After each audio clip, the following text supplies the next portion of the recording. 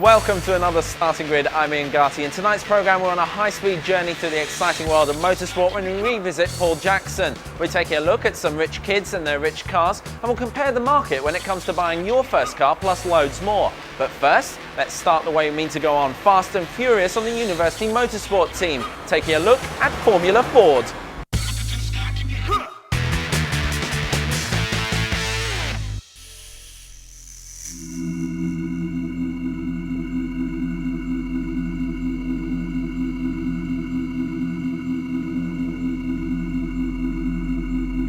Last week we met the university team who, in between staying in bed and going out drinking, are building their own Formula Ford race car. Well, I know the question on everybody's lips, and that's what is Formula Ford? Well, we caught up with the team again to find out.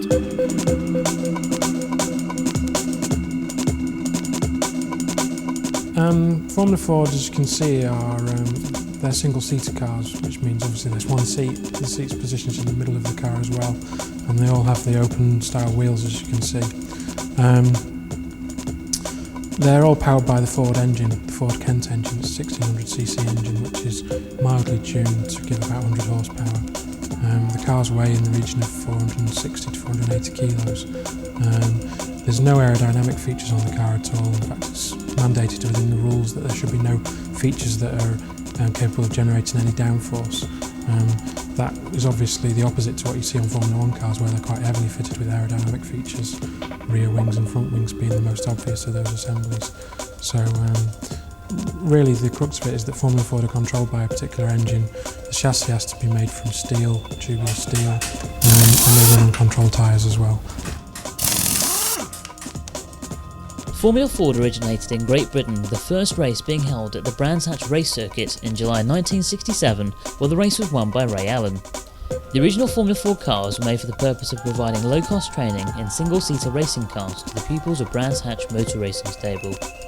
They were a hybrid of parts with a 1600cc Ford Cortina GT engine fitted to an old Formula 3 chassis, road wheels and tyres. The Ford parts were chosen for their strength, availability and relative cheapness, and the fact that races would be won on driving skills rather than the use of large budgets. Little has changed from the original setup, but the formula has split into many classes based on the age of the car, engine size and aerodynamics. The University of Central Lancashire competes in the Class B North West Championships with a Reynard 1989 Formula Ford. Class B cars are those built between January 1987 and December 1989. A second-hand race-prepared car will set you back about £6,000. Add to that other general costs including race entry and replacement parts for the cars.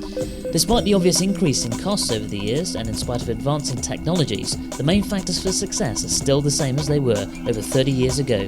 Then and now it is the talent and determination that separates winners from losers.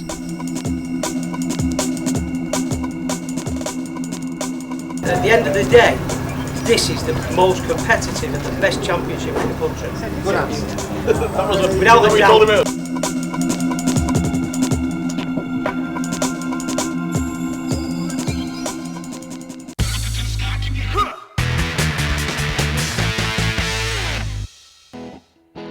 So you're sitting at home wondering, how could I possibly get into the wonderful world of the motor industry? Well, if selling cars could be your thing, watch carefully as we chat to saleswoman Sarah Taylor for her advice.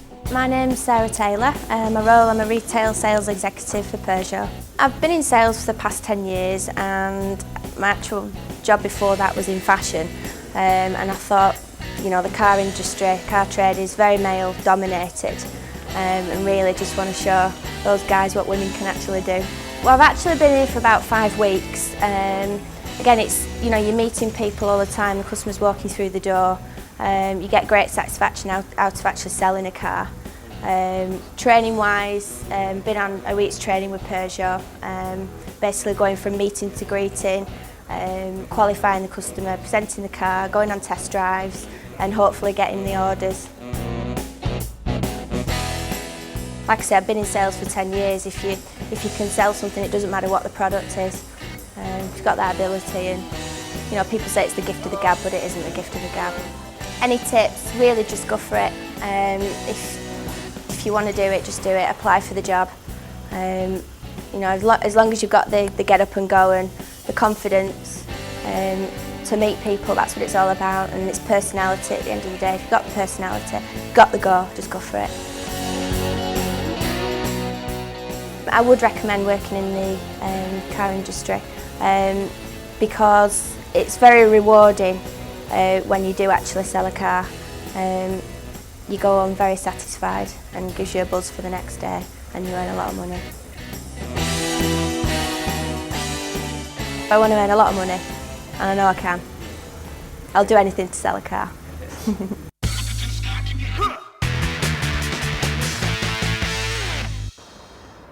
There we met Sarah Taylor giving us some advice on how to get into car sales. Next week we'll be giving some tips on how to get into car design.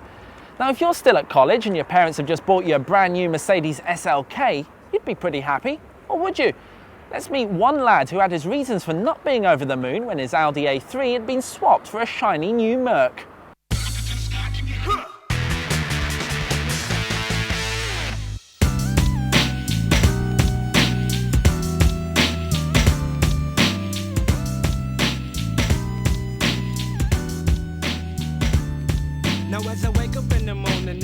Hi, I'm Harry Avram, 19 years old. This is my car, Mercedes SLK, convertible, two-seater, manual and brand new. It's around about £34,000–35,000. Well, I got my car when I came back from a holiday in America, and I noticed that my first car, an Audi A3, wasn't here, and I asked my mother, where's my car, and she said, ask your father. And my father rolled the garage door up and it was sitting there waiting for me. I was a bit shocked at first because I like my little car, but can't complain. And scratch your temple. Did your mommy not tell you that if she was invisible, we got the whole world flow, please. The life of a chick never traded in your seat.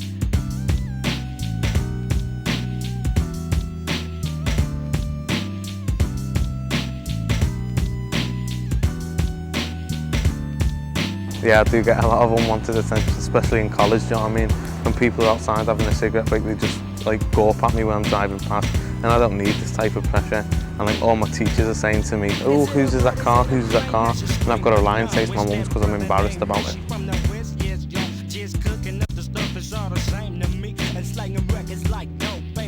I think other kids who drive top marquee cars are show-offs. The ones I know are show-offs because all they go on about is, oh, look at my car, look at my car. And I'm not like that. I know it might sound a bit hypocritical, but do you know what I mean? I think it's wrong the way you should go on. There's people who haven't got anything, and these people are going on about the car. I just keep myself to myself and let people think what they want to think.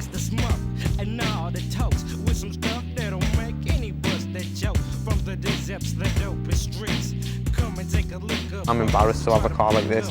I don't really like going around telling people, but all the people I know, that's the way they are, and it shouldn't be like that. Friends are happy for me to have a car like this, my close friends are, but I found out by other people that people talk behind my back and say he shouldn't have a car like this, but maybe because they envy me, do you know what I mean? And I don't want it to be like that. I drive it because my father's bought it for me.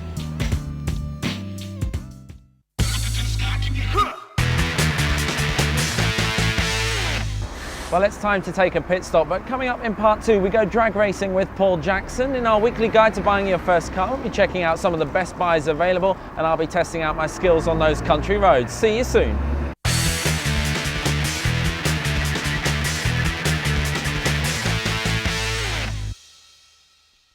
Welcome back to Starting Grid. When buying your first car, what is the best buy? Join me as I take a look at the market in our weekly guide.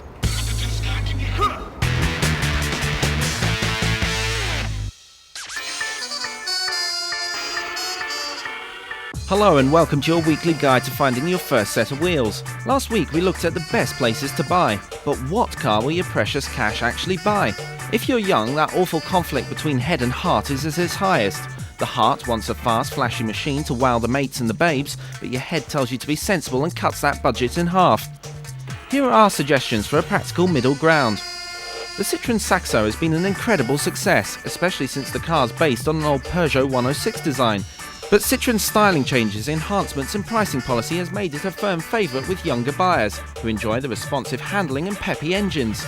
You'll get a 2 or 3 year old Saxo for about £6,000, or as low as £2,000 for an older model, but watch it hasn't been thrashed. More on checking condition next week.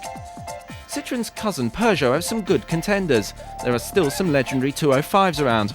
As long as you can verify they haven't been wrapped around lampposts a few times in their life, they can be a snipper at about 1,000 or so. The 306 is a larger car, and because the model is about to be replaced, you'll get some great used deals, but be prepared to pay around 2,000 for a decent runner. Of course, Ford have a huge choice of affordable cars for new drivers, the ubiquitous Fiesta and its hotter cousin the XR2. Nippy, cheap to service and to fix things on, just the job, but it's nothing special.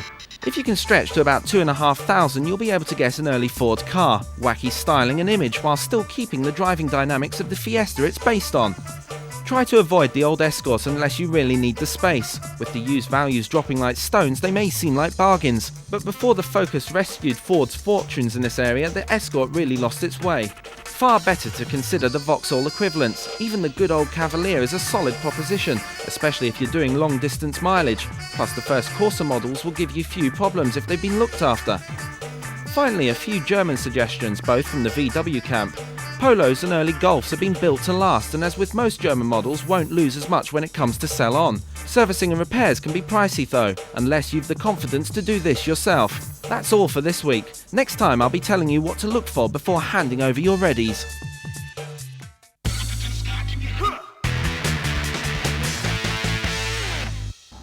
Well, let's hope that's given you some inspiration into buying your first car.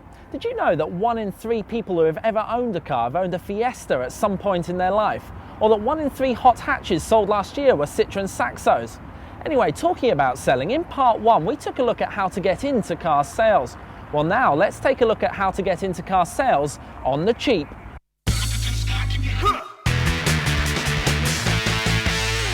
Hello and welcome to another edition of How to Do Stuff. On the cheap, yes, nice one, lad. This week we are looking at the art of selling cars, because it's not all about just being the hard salesman, is it? No, hard sell doesn't work anymore. You've got to be mentally in tune. Simulators in the brain. The customer is your friend, otherwise they won't buy nothing off you. Nothing, not a thing, no. So what we're going to do today is going to demonstrate a mental, if you want, procedure. Subtle process. Subtle process, yeah, in what to do in making the right sale. Right. Let's go. Buy he the wants car. it. Make him buy the car, Rob. He's having none of it. It's too cheap. It's too expensive, lad. Uppercut's too expensive. I didn't mean to hear that hard, lad. I just got carried away. Yeah, right. Sorry. Oh yeah, sorry. Right. Now we are mentally in with the customer. Of course, we need to look like proper salesmen. Yeah, that's right, lad. Who in the right minds would buy a car off us dressed like this? You wouldn't do it, would you? Come on, lad. Let's go. Very smart. That's better, that Very lad, isn't it? Yeah, look the part now, me, lad. Right, so now we look like salesmen and we're mentally prepared as salesmen. That's right, lad. Now what we're going to do is we're going to reenact it out, aren't we? And I'm going to be like the punter. That's right. And you're going to be the salesman, and we'll show you how it's done. Take careful note of the mental mind games that go on as I manipulate my minds. Yeah, to buy the car. All right, mate. Alright, lad, I'm looking for a new motor. Right, do you want to buy this one? No, it's £3 grand, that. Right, what about this one? Oh, 799, yeah, I'll have that, yeah. Sound. Nice one, mate.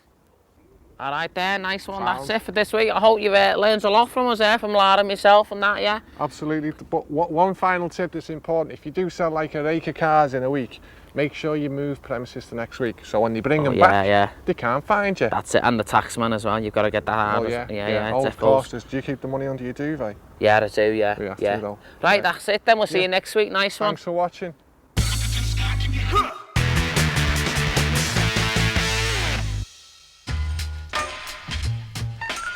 Last week you saw me miserably failing my advanced driving course in town. This week I hit the country roads to see if I can do any better. Let's see how it went.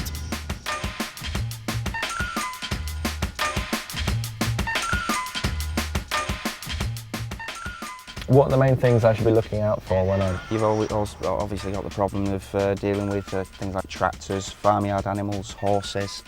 A different kind of hazard than maybe the one you're used to driving in an urban environment. So yes, hopefully everything can go okay with that. I'll be talking you through it as you're doing it. So when you're approaching a bend in the road, sometimes the road ahead, the direction that it goes may not be clear. You may be able to follow things like tree lines and telegraph poles, follow those, so you can see, for instance, if you're approaching a sharp left-hand bend, exactly how sharp the bend is. but quite often you may get signs like chevrons at sharp bends on country lanes just to tell you that it really needs to be approached with caution. So even though the roads are quiet, you've still got just as many hazards to watch out for while you're driving along? You certainly have more potential hazards, lots of potential hazards, especially when you haven't got a clear view of the road ahead. You don't know whether you're approaching them or not. For instance, if you're approaching bends, it's important that you're approaching at the correct speed. If you're passing farmyard entrances, for instance, what can be happening around those? Tractors pulling out, good. Livestock, people. Exactly. So it's, even though it may appear nice and quiet on a road such as this, it's very important that you're always alert and ready for the unexpected. So if you're approaching a horse rider in the road on the left, what would you make sure that you do? How would you approach? I'd slow down. That's right, yes. Keep back from the horse itself so it's not startled. And if you have an opportunity to pass safely? I would pass. Yes. Look in my mirrors first, indicate. Good. Obviously keep a distance between me and the animal itself. Give plenty of room. Keep the revs low as well if you can. If you use high revs as you pass in the animal, what may happen? Startle it? Yeah, it may rear up and throw its rider. So there you have it, and it looks like I've failed that too. Next week I step up a gear and hit the dual carriageways.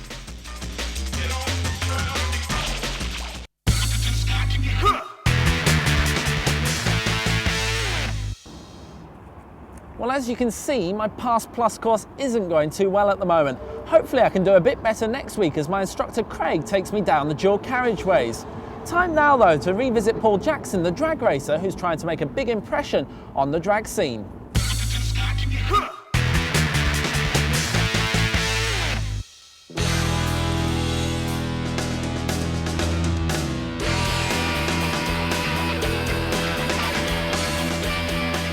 On his team working behind the scenes, Paul has the greatest of all support, a man he can trust and look up to, his father, Keith. A man who isn't afraid to get his hands dirty or burnt. Last meeting he's doing his burnout and the mechanics are terrible and they forgot to fasten the fuel lines properly. They did, but one of them popped off the main fuel line. The fuel went all over the engine and as it runs on alcohol you can't see if it catches fire. So basically it's doing the burnout, bang, the body's flopped up in the air, everyone's standing around and the car's on fire, but you can't see. So my dad's gone running up, popped the body up. Dealey's sitting there, the driver, like, oh, see that was brilliant. Dad's popped the body up and he's standing there, like burning, and he's like, jump out, jump out. I've never seen a man get out of a car so quick. He like dislocated every bone in his body getting out. Brilliant. And it's definitely Sam in the car. My dad had to pop to the paramedics and get himself sorted out.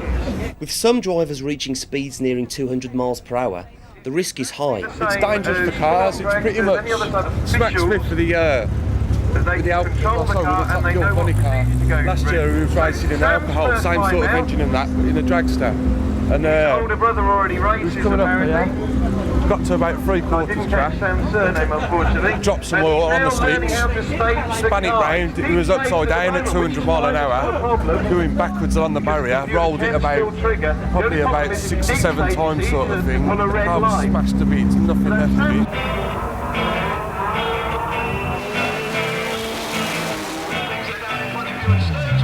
99% of the time, if you do roll the car, you're going to be pretty much perfectly okay. I mean, it's the safety crews, you've got ambulances at the top, you've got paramedics, full trained paramedics, you've got fire engines, you've got everything in there. So if you're going to have an accident, I prefer to have it here than on a motorway because you've got everyone there within 10 seconds of you stopping sort of thing. For Paul, to realise his dream of greater speed, he needs a rocket on wheels. However, all is not well. This is a car, our first time out in it, my first ever running it, I just launched it first. Our fastest ever time with the old engine, which we sold to Lou, that I'll show you later, was Gary, who had the car before us, ran 9.9 seconds. We managed to get a 10.6 without running any nitrous through it. You got the carburetor, turbo here. As the air's going through into the intercooler, I've got a gas bottle here that injects liquid CO2 into the intercooler to cool all the air and fuel mixture as it goes down through into the engine then. So you get basically a lot more fuel and air into it. The problem is, we've got a leak in this, So what we've had to do is just blank it all off. We've got blanking plates everywhere, so it's just a sealed unit now, so that will just contain the boost from the turbo, but we've got no CO2, which is probably lost us a heck of a lot of horsepower. In layman's terms, people don't know about cars, what does that mean? Not the self. We're going to be going slower, which is a nightmare because you've got all the people here, it's the main show of the year and we wanted to perform and break our record sort of thing. Alright, you steering wheel? Yeah, can't see nothing. Don't need to, just close your eyes. At least now we've got a baseline, we know what the problem is. The next meeting we'll get that rebuilt and we'll be back out and hopefully running 8.5, something like that.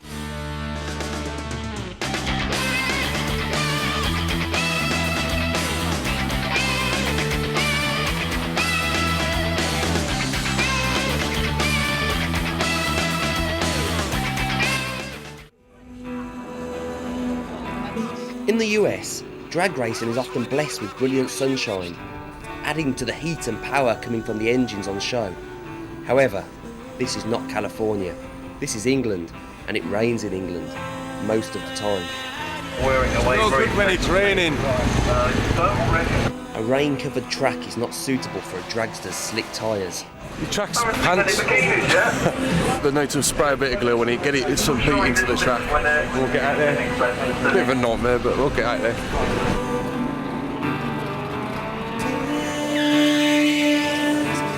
Basically with the track, it's sprayed with a glue compound along the whole surface of the track sort of thing. So if it gets wet at all, or you spill any oil, water or anything like that over the top of it, it becomes like an ice skating ring. Have you ever been a kid when you're running along sort of thing, when it's really icy? You could slide like that for a mile sort of thing. It's exactly the same sort of thing.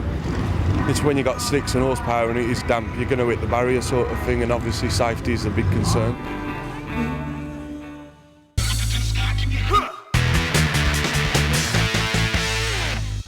Well, that's all we've got time for, but don't despair, we're back same time, same place next week. We'll be meeting the drivers on the University Motorsport team and those taking part in this year's Michelin Cup Championships. We'll show you how to get into the competitive but very skilled world of car design, and we'll see how you can distinguish between a dud and a deal when it comes to buying your first car. See you all next week.